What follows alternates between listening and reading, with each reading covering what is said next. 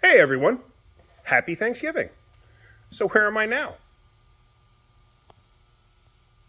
I'm in the shop. Um, a lot of people comment, why are you always in the shop? Why are you working?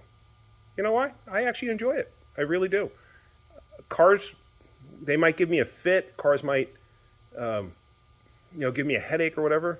But they don't talk back. They don't give me an attitude. I enjoy them.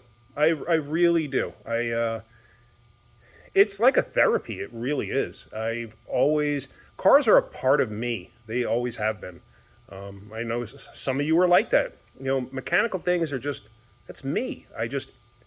I get so into it. I enjoy it. Time flies by. You know, I've, I've been working in a shop, and next thing I know, it's 6 o'clock in the morning. And it's just like, wow, I've been here for almost 24 hours. It's happened. Um, I just get so involved in what I'm doing, and I just don't want to stop. And it just, it's an addiction basically. But anyway, I wanted to say happy Thanksgiving, and thank you guys for following me, and thank you guys for supporting me and everything else.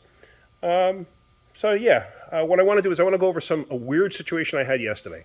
Now I did not make a video on it, but it was a very odd situation. So I had an older Chevy truck in, and I had to bleed the brakes, and it's got wheel cylinders in the rear, disc brakes in the front. Um, the reason I had to bleed the brakes is because we put a master cylinder on it. When we were done, the pedal was kind of spongy. Okay, really no big deal. It does happen. Sometimes you introduce air into the system. All right. So I go to the right rear and I start bleeding and I get nothing but air coming out. I'm like, okay, well, this was like this beforehand. That had nothing to do with me. I don't know what the brake pedal felt like beforehand. So I'm getting nothing but air out and an old nasty fluid coming out. So I keep bleeding and bleeding and bleeding and bleeding. Finally, I start getting, clean fluid coming out. But I notice every time I crack the bleeder open for the first time, like after, close it up, have somebody pump the pedal, crack it open, I get air. A quick burst of air and then fluid. Close it, pump it up, hold it down, crack the bleeder open, air, then fluid. This is weird. I go to the left rear, I get the little bit of air out that was in the line, coming from the splitter over to that wheel, and from the rear brake hose to that wheel, and I get a little bit of air bubbles because that was trapped in the line, and that came out. And then it's bleeding out fine. I go to the front, bleed them out fine, no issues. Okay, so the sponginess was actually all the air that was trapped in the brake line going to the rear. It must have been like that for a while because the fluid was actually pretty nasty, and but once I got down to clean fluid, I knew that, obviously I got clean fluid through the system and I pushed out all the air that was collected in the system. But same thing. On the right rear, every time, pump it up, hold it down, crack the bleeder, air, and then fluid. Close it, do it over again, air, then fluid. But only the right rear. What's going on? It's got to be the wheel cylinder. And it was. But the wheel cylinder's not leaking. So what's going on? So some of you may actually not realize or understand how a wheel cylinder works. Well, let me show you. So here's the wheel cylinder. Now the wheel cylinder was not leaking. But if you look inside, you could see the area where the pistons were riding, or the seals were riding. And that area is fine, but if you look further in, see that down there, like further in, that's rust buildup. Okay. And rust, there's a lot of dirt in here, just debris. I can clean this out. Actually, let me do that. Hold on a second. Oh, that's better. But if you look down there, you can see where the piston and the seal were, or cups, whatever you want to call them. You can see where they weren't riding, where it was just fluid. You can see that's a rust buildup that's actually on the metal there. And it's basically, the reason for that is that's from water, moisture basically. Brake fluid absorbs moisture. So when you hear people say you don't have to change your brake fluid, I disagree. Yeah, the owner's manual tells you don't. But brake fluid is hygroscopic. It basically will absorb moisture. That's why the fluid changes color from that nice clear with a slight tinge color to eventually it changes to like a black color. That's because it's absorbing moisture. And you get rust inside the system. So changing your brake fluid out or bleeding your brakes out every 3, 4, 5 years Some people say every 2. I think that's a little too much. But every 3, 4, 5 years, you're definitely not hurting anything. You're not wasting your money. You do get rust buildup.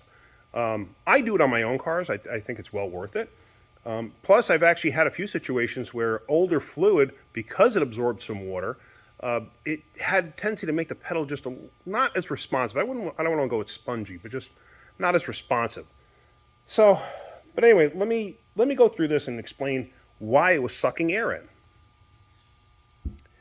So, this piece here, the spring, sits in the dead center. Then you have this seal. Okay, this is the seal that the fluid hits and pushes outward. That sits here. Then you have this piston cup. You have this piston cup that pushes out, and the brake shoe actually hits in here. So what happens is, as this thing, you have one on each side. As this thing spreads out, the brake shoe, which is sitting like this, will do this and apply to the drum. It'll do it on both sides. It'll rock outward and apply to the drum because this thing is spreading out. Now, the fluid hitting the cup, it hits on the backside here, so it spreads it out. See that? See, it's got a slight taper to it? It spreads it out. So the fluid wasn't leaking because it was pressing it and pushing it, this piston and that outward, with the spring assisting it. It would push it outward, and no fluid was leaking out. But on the return, what would happen is, because now when you're hitting the brake pedal and the pedal's going to the floor because you're bleeding the brakes, when you release it, you have such a long stroke coming back that, picture a syringe. It's got to suck fluid from somewhere. Okay, well, there's no fluid reserve in the wheel cylinder for it to suck back. It's got to suck it out of the master. Well, there could be such a high rate of vacuum there that if this seal down here, if this seal is slightly worn, it'll actually suck air past the edge of this. It'll work its way past the edge of this and into the brake fluid. So which side was the actual problem? Oops, there we go. Which side was the actual problem? I don't know. It doesn't matter. I had to replace the wheel cylinder. But yeah, that's an odd scenario. I've only seen that a handful of times in my life. But if you bleed brakes out and you are confident that you have the fluid down there, if you're bleeding the brakes out and you hit that brake and you crack it open and you get air and then fluid, and it's a clean shot of fluid, and then you close it, and every time you do that, the first hit is air, it's the wheel cylinder. Like I said, very odd scenario. Not very often that I've seen this. It's been a handful of times in my life. I've seen one caliper do this too, but I think it was on a Pontiac Bonneville, if I'm not mistaken. But it's a very, very odd scenario. I think in all honesty, in my entire life, I've seen this 4 times. 4 times in 40 years. Maybe even less than that, maybe 3 times. But it's very odd. And of course, you don't think that it could be this, because the wheel cylinder, there was no leakage. You pull the boot back. Here, hold on. This piston sits inside here like this. It's a nice fit. And the boot goes around and locks into that groove. So I pulled the boot back like this. A lot of you know what I'm talking about. And I looked inside there, and there was just like a little bit of dampness. Now, a lot of this is from me taking this whole thing apart. But there was a little bit of dampness in there.